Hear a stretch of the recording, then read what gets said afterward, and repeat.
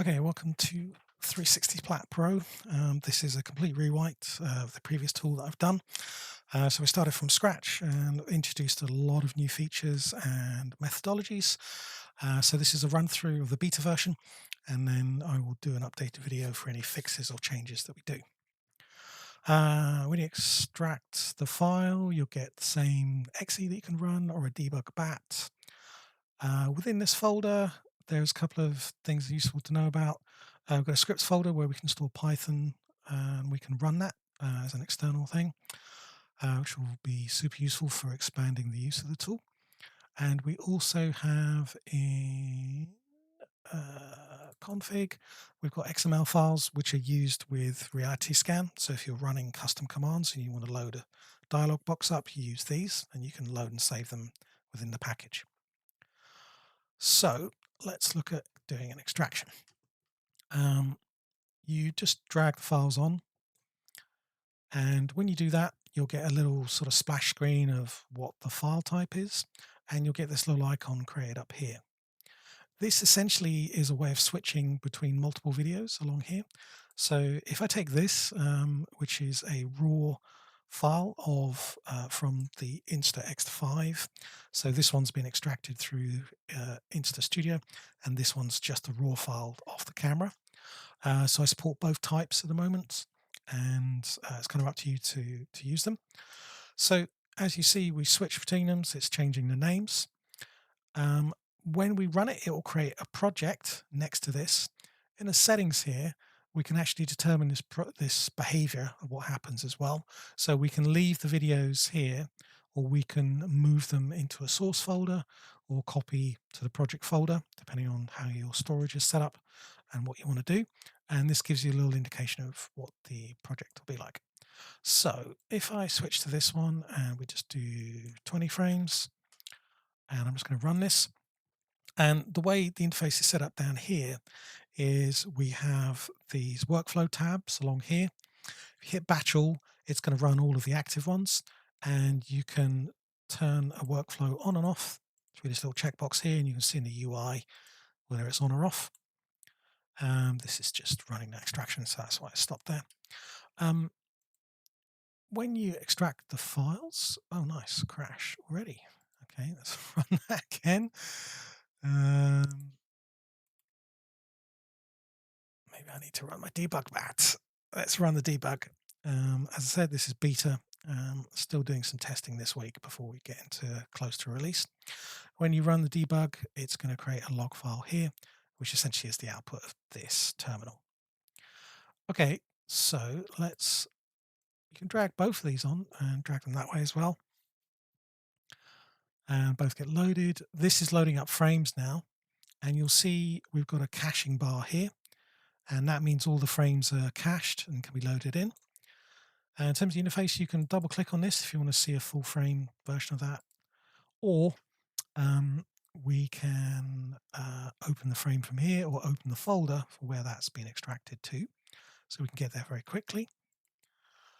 And we've got the sharp frames filter.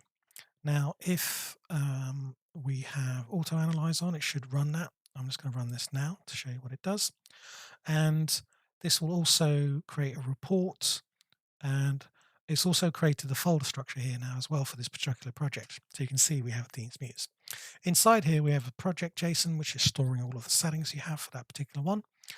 And in this analysis folder, we have everything we store. So we have like a sharpness report that gets written out, and it explains the methodologies that it's doing. It's not just doing the Laplacian method. It's using a Tenegrad one to look at types of motion blur as well, and it analyzes the frames. Usually the method I will use for this, there's two types here. We can keep a certain percentage sharp, or we can keep a score above a certain value. And you'll see this thinks it's got 6 frames to replace. And we have auto analyze, which should run when we extract it, and auto filter, which will do the update as well, but I tend to leave that off. So you can replace the frames with a sharper frame, or we can remove it from the sequence, and it will ask you sure you want to do it, so you can skip that confirmation as well. So if we, usually what I'll do is we analyze, and you'll see how many frames it wants to replace. And then I'll lower this number, say this 700 in this case. And in this, it's not going to replace any. And so what this is doing is setting um, a threshold in which the sharpness will cause things to be replaced. If you use a percentage, then it will basically analyze everything again and then put a certain amount in the blurry frames as that percentage. So I found this method better, but I've kind of kept both in. So say we set this to 740. It's got 60. Yeah. So you see here, we've got 2 frames to replace. This one and this one. And you don't want to set this too high, because as you're moving through the scene, the cameras will jump around and then it becomes less useful for what you need to do. But all you would do is apply the filter, and that's because I've got this turned off, skip confirmation. And then what it's going to do is extract 5 frames either side of that one and analyze them, and then pick the sharpest frames from that analysis. And so it replaces the frames. So if we go to our open folder, which we might not be able to do while that's running, but I can just go into my folder back here. So also it's going to create a subfolder in each set here based on the file name. And the reason for that is you may add or want to do a multi-camera use later. So I've kind of covered that by having these subfolders in there. And so this is running through doing the analysis and the replacement. And what it does is rerun that. And you can see none of them are hitting that dark, like this is really blurry. So it doesn't think there's any to replace. So we've got some borderline ones and some blurry ones, and that threshold sets which ones it wants to replace. And then as you step through, it's probably, you see it jumps back because I'm raising it quite quickly. So that's that method there. The main way of getting to your sort of desired workflow that you want to do is I've done presets up here. And so for this particular one, if we said we know this is 360 video and we would like to have it trained, I can just click on this and it will set all of the settings here. Now, if you want to save any of these for yourself, you can hit the plus button and you can save it, and then that one will load up as well. So this is really useful for external workflows and that kind of thing. Same thing here. I'll just show you the differences between the raw file. Same. I'm not going to do all the files. I'm just going to do 20 frames, and I'm going to run the extract here.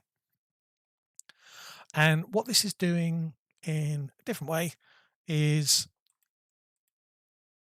go all the way up to the top. You see I've now got a raw folder, so the video names are causing the project names, and we've got the same sort of thing with the analysis and so on. But for our frames, this is extracting the front lens and the back lens to separate files, and in here we're displaying them together. And it does a similar thing in terms of our blurry frames analysis as well. And it auto sets the threshold every time it analyzes it. So you see that we're at 441.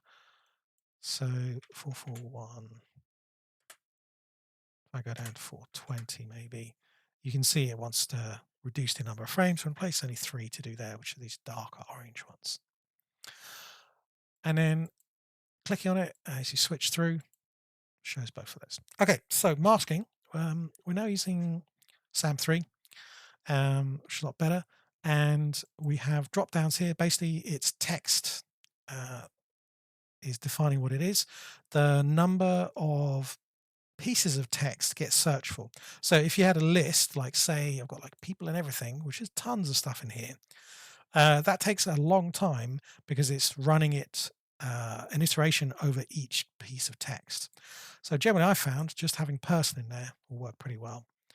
In the advanced sections, and all of everything in here has a little advanced thing where I'm just showing you all the fundamental things you can do. So you could switch to JPEG if you wanted, and you've got a percentage in there in terms of the quality settings. I tend to just keep it PNG because the quality is better and it's not lossy, so you're not losing data as you're doing the extractions. Go to masking, and you see we've got 3 modes here. We have AI, we have shape, and paint. So if I just run the AI masks now, this will start SAM3. And what's really useful is I've introduced this unwrap 360. So rather than it trying to analyze the distorted frame, it unwraps it and then starts applying the masks and then applies that distortion back to here.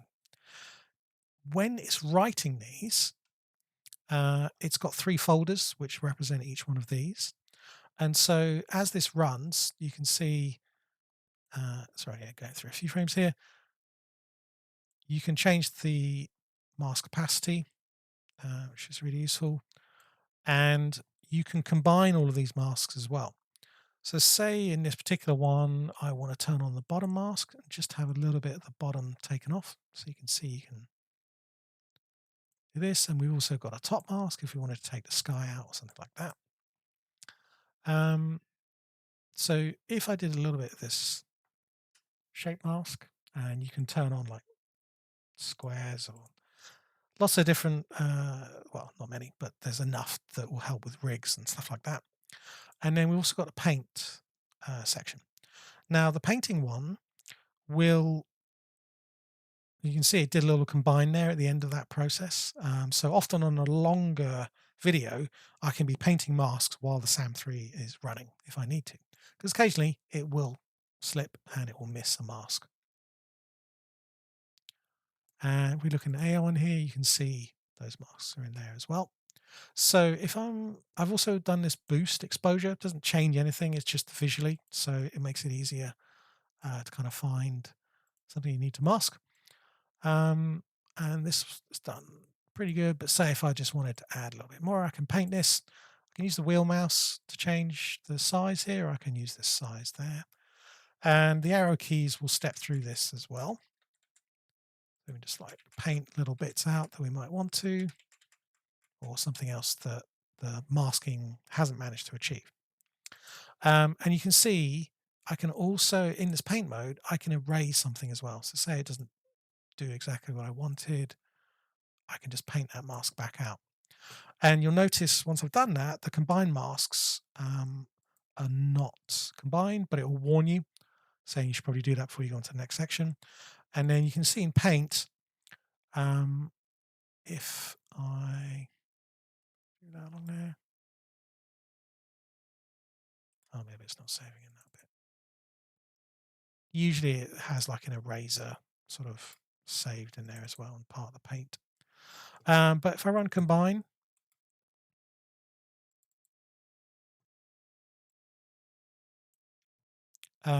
this will then output these again.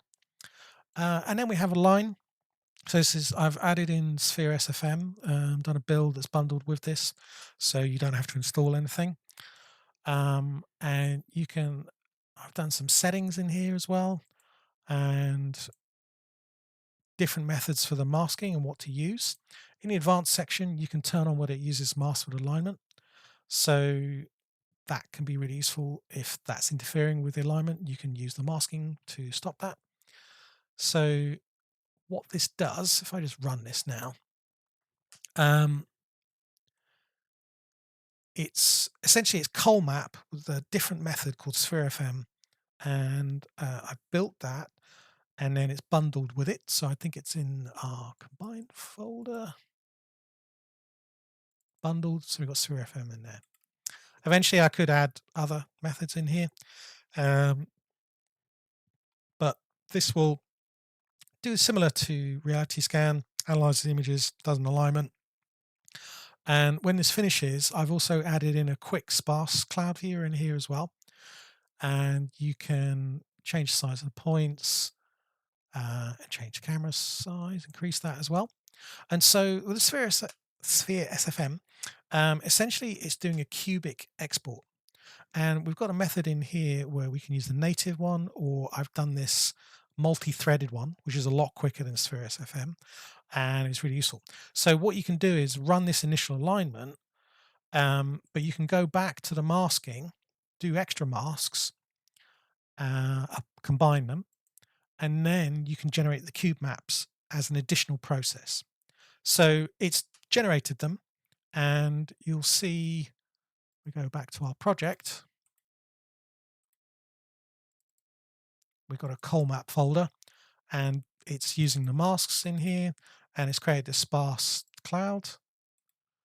And then there's this cubic export. So we've got the alignment, and then we've got the export here. And this is your sort of what you'd be used to seeing with post shot or something like that. So if I just ran post shot here, what you can do is just drag and drop this in. Let's pop that back. So I go one folder up. So basically I can drag the sparse cloud in like that. And then I can just drag the images in, and then the masks. And then I can just do import, and it will start training straight away. And you can see we've got our cube maps in there. And what's great with this over what we were doing before with the splitting method is because it's aligned the lat long image and then split it up, you find that the cubic map is perfectly aligned. And what we were getting before is these slightly misaligned with each other because it's aligning with overlap the cubic face itself. And so this gives us a really quick way of just getting a masked output very quickly. And obviously, I cover this a lot more. This is only 20 frames. There's like 300 odd to run on this, so you can get a pretty good result out of that. And then we've got this external section here. I don't have post shot as a CLI license or anything like that, but this is really powerful and a whole set of new features that I've added in. And so you can just run selected from here. And this will also load in that cubic map with the masks, because you can see if we step through this, you can see the mask is being applied there. And this will start training. Brush is kind of a little bit nicer in some ways because you can move to each camera frame and see how that alignment's going. So I'll just stop this, and this will realize that's been cancelled. You can cancel it from here as well. Now, with the raw stuff, similar methodology. We've done our extraction. We can run our masking in the same way. In the shape masks, we've got a fisheye circle, which may not turn on while I'm just running the SAM3 segmentation. And this should be, so this is I was testing something else. So I've got tap in there. So I'm just going to cancel that. And like I said, similar thing where you just hit plus and you can save a custom set of text in there. So that should say person. So if I then go to shape and just turn on this fisheye circle, oh, that seems to be a bug in there. Okay, turning on auto seems to do it, but that should be on by default. So that's a bug I need to fix. But you can see you can change that mask size. And also you'll get a bit of the actual camera in shot. So we just hit auto on this, it increases in there. And then what I can do is in paint mode, see it's boosted up the exposure. I can just paint a mask here and a mask there. And then what I can do is apply to all frames. And so as I scrub this through, you'll see that's then applied to everything. So that's another way to speed up this masking. And then I can just switch over to AI and I can run that. And this will do a combine afterwards as well. And it's doing a similar thing and it's unwrapping the frames. This is set to coal map, but we can switch this if we're just using mask only in post shot. We just wanted the frames to go straight in, or if you're going using meta shape or something like that as well. Now you'll notice Spheres FM won't align that. And what I've got is coal map already installed. And what I need to do is switch this to 360 video raw. And then this will load up all of my external setup. So how do you get this working? In the advanced sections, you can add tools in. So I even added post shot here. just to see if I could launch it. And you can, and then just have that as external workflow, just saying post shop, and it will launch it from there as well. But basically, you just do add tool, give it a name, and browse to it. And then so Coal Map, you can find that and put that in there. So this will do a similar thing that we just did, but we'll use Coal Map and we'll do fisheye understore as well. So I can run all here. This may take a little bit longer. Coal Map is very slow, but can be quite good. And I'll just talk through a little bit of what's going on here. So we've got our tool that we're going to use, and we've got the output it's going to use. And if we open the folders here,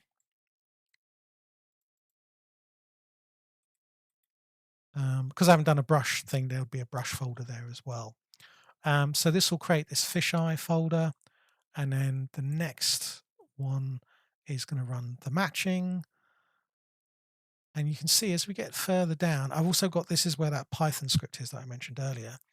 And so this is just picking that up from the root, and it's just, I've got like these shortcuts to where the data is.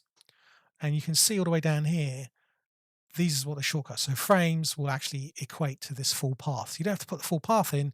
You can just use this little section here with frames in. So you can see I've got app directory, and then it's going from that scripts folder, and then we've got the Python script, and it's going to pick the sparse directory. And then external root, call map fisheye, and then picking up that path. So this also shows you what the resolved command would like if you're putting it in a terminal yourself. So that can be really useful just to see what this is going to give you. And then you see here we're going to call map, and then we're running the image distorter, the path with the input. So that's similar to what I was saying about where the files are going to be. And so testing all of these, like I've even added in a couple of external workflows in here, so you can kind of look at those and see how they work as well. And we've also got shortcuts for stills and video just to get them ready, and the other one will train them. And I'll do a similar extraction and masking, but that will use reality scan.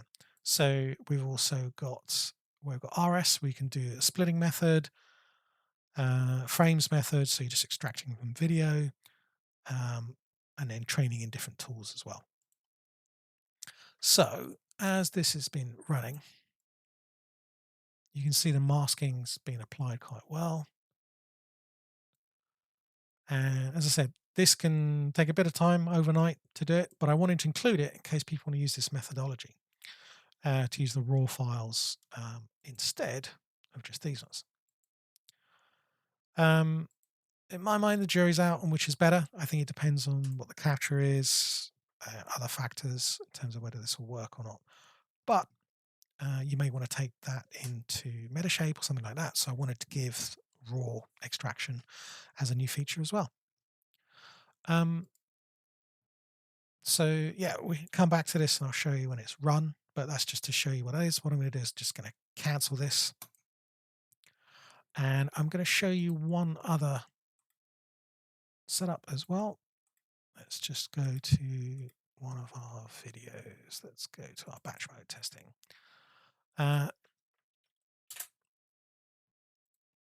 So I'm going to do new here, close all of these.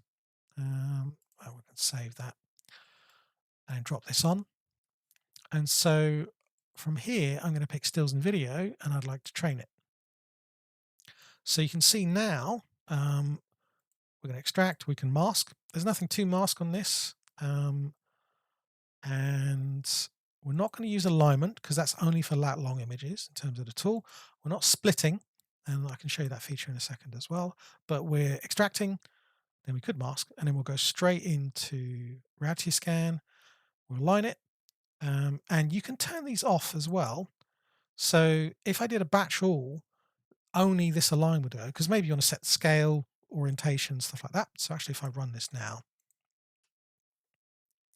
and so again, start extracting, got our frames here.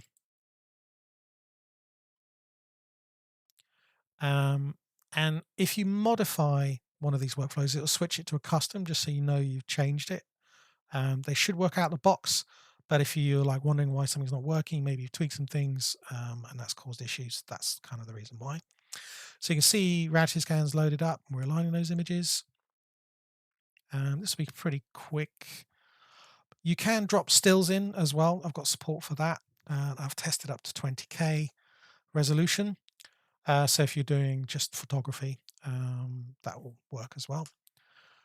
But it's to show, I really think this is quite powerful now with this external workflows. And you can add them in. You can just hit a plus here. If you want to add another one in, you can add a custom one in. A little plus here just adds another one, and you can pick one from the drop downs we've got there. Uncheck them.